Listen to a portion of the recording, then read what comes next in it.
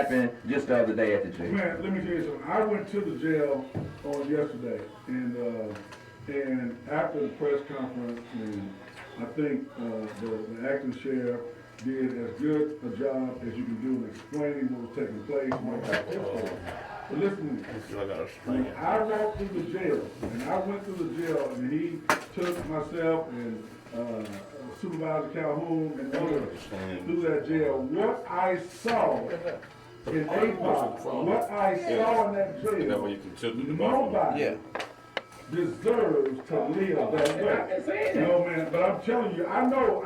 I've been saying it. I've been sounding that trumpet for a long, long time, brother. Man, but I'm telling you, what I'm telling you is, I'm telling you, young men are in that jail living like savage animals. You know what I'm saying? I'm telling you, we got doors that they can't lock, their cells can't be locked, right? They're sleeping out in an open place. Mats are everywhere. Lines are hanging across and hang clothes on.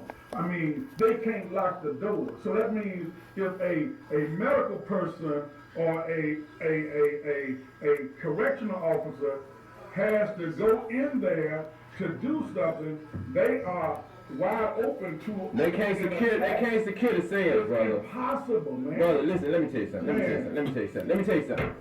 something. You ain't never been locked up. No.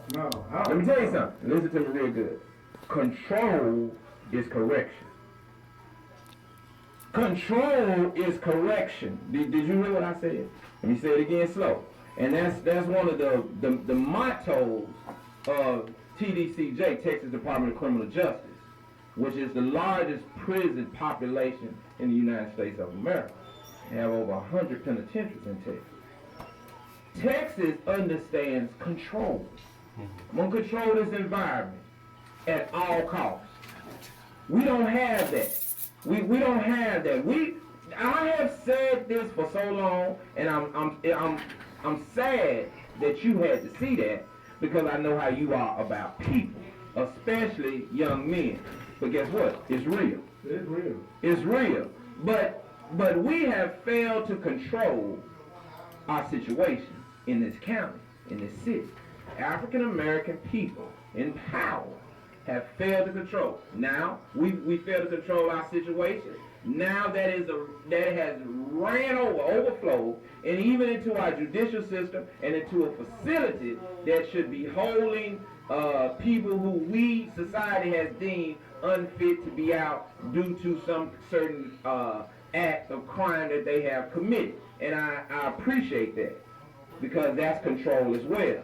But once you have that individual, you have to remain in control of them. You have to remain in how much TV they watch, how many showers they get a day, how much food they get a day, when they can exit and enter and exit their cells. You, the county, is responsible for that. The board of supervisors are responsible for that. And they have not built a facility, have not lobbied to build a facility that will control that environment. And they should be held accountable. They got to be held accountable. Let me tell you something. I get it. I understand. I'm telling you, what I saw yesterday broke my heart.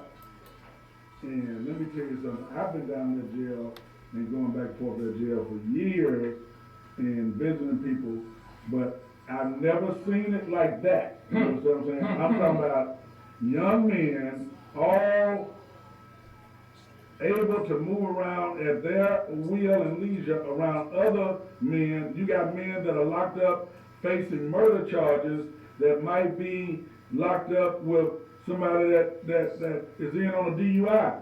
I mean, you got young men that, man, it blew me away. And we've got, as a community, to lobby and push our supervisors and our board of supervisors to find the resources it takes to build a jail where criminals can be held until they go to court, where criminals, while they're being held, can be going through GED programs, can be going through drug programs, or just because a person commits a crime. Mental health. Just because a person commits a crime does not mean that they get to be treated like animals. Watch this. 70% And I'm not saying they get to be treated like animals. I'm not saying that. Yeah. But 70% of the men down there have a mental illness that has never been addressed. Some of them are victims of abuse, both mentally and physically. Never been addressed, picked up a gun, ran with a pack, committed some crimes, thought they had some street cred, but really suffered from a mental illness. Never completed school, never spent time with a father, never been on a fishing trip. Some have never even been on an airplane, never rode on a highway. Yeah, real talk. Never been to a museum, never been to an aquarium. So you gotta think, brother, I hear what you're saying, but take it from somebody been there and understand and has matriculated through. I was one of those people that was able to do what I wanted to do inside the institution. I didn't have no limits on what I could get or not get. Man, I had people calling the system the 3 years I was locked up saying he got a phone. He owned it every day. Well, if I had it, then guess what? The officer brought it. well, that's what I'm saying, man. The officer brought it to me. That means I'm supposed to have it, So, right? we're dealing with situations, man, where that creates a whole nother level of problems. And I got some intel yesterday that blew me away, which you had already told me, but it was confirmed that, man, guys literally make $5,000-$10,000 a week Easy. in that facility. Easy. That's easy. That's easy, man. And that's why I said this community is so hypocritical, man. That's why I have a problem with us, man. That's why I have a problem with this community. And when I have people like Supervisor Archie that tries to criticize the narrative or anybody else that says that black elected officials shouldn't be held accountable, I got a problem with you. Yeah. I got a problem with you. It's hypocritical of any elected official to know what's going on in that jail and you're not advocating to do something about it. Right. But you stand out here talking about civil rights, you arguing over Robert rules and orders, but you got lives in there being lost. Man, that's somebody's child. That's Nice guy. You know, and I think that's a perspective. That is so hypocritical, man. Perspective of That's so hypocritical. any one of our children could commit a crime or be accused of a crime, whatever the case is. No matter what, those young men that I saw Brother. were somebody's baby, and we must push for something to be done. Brother, listen to me. I want something to be done. I want them to have decent housing. I want them to get the help that they need while they're there. I also want them to be locked up there. All right? But I want them to be locked up in such a way that it triggers a change.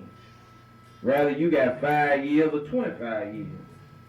You need to be dealing with what you did and how do you rectify what you've done? How do you rectify it?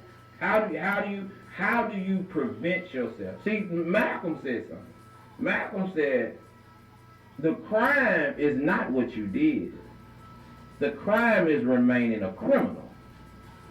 See, you can make a mistake and rectify the mistake, Doc. Yeah. You can rectify the mistake, but the Hinds County Raymond Detention Center is a breeding ground for not rectifying the mistake. It's a breeding ground for continuing to create a component that perpetuates criminal activity. And even becoming violent. Man, that's the 4th death this year in the Raymond County Detention Center. So if you take the homicides that have been committed on the street by gun violence, and you add those 4, we had 100 because they are considered homicides. Now they were just done in Hinds County. But you had 124, 25 homicides. 4 committed, well I ain't gonna say 4, but that's the 4th death. I think 2 through suicide, let me correct that. 2 through suicide, and then 2 through circumstances unbeknown to us at this point. Yesterday we know the guy was beaten to death. And he ain't the first one. This last week I called you and told you about it was a riot going on in the jail. Right. While we was on the phone, Right. somebody was being assaulted. Right. Yeah, I know. Listen, man, listen, man. This community. That's why I said this community. Man, we just talk. We just talk, man. We just talk the talk. We ain't nobody really making nobody do no work. But that's what we gotta get an understanding, and this is what we gotta educate the people of understanding. It is our job to hold accountable those that we elected into office. All right? It is our job. It is their job to carry out the business of the county, of the city. But when a person is elected, the expectation and what we demand has to be that we're demanding them to take care of the business they're supposed to take care of. And when people say stuff like, well, you are not worried about this, and if they're not taking care of the citizens that they elected to serve, then somebody has to say something. It must be ingrained in us.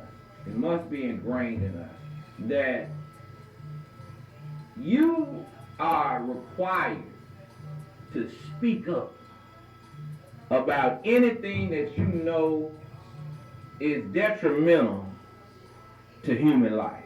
Right. Now, and I'm gonna tell you why I say it, because this is why you can. Yeah, I'm gonna bring this home and I'm gonna educate real quick, because I don't want to take up too much time, because I'm getting angry to think about how hypocritical it is. But watch this. The United States government, the NBA, the NFL, all these other entities have now said, you gonna be vaccinated or else. Right. Now, you got a lot of people saying, well, I don't like that. But what they have come to understand is that, watch this, we can't prevent COVID, just like we can't prevent chicken pox, measles, or none of that. But we can prevent the loss of life based on this vaccination. We can cut down the chances of it killing folks. The government had to take a stance on that because that's what they have been elected as government officials to do. Right. They've been elected to guard the quality of life for all of humanity. Right. Okay? So watch this. Just like they said that, it's my job and your job in our communities when we are civic-minded people to be on guard for all of the quality of life in the community in which we live, work, sleep, and play. Right. I can't wake up every morning, and you can't wake up every morning and say that I'm a fighter for people, or I'm on this battlefield for the Lord, and then not be, hold the line, Colin, and then not be concerned about the quality of life for humanity.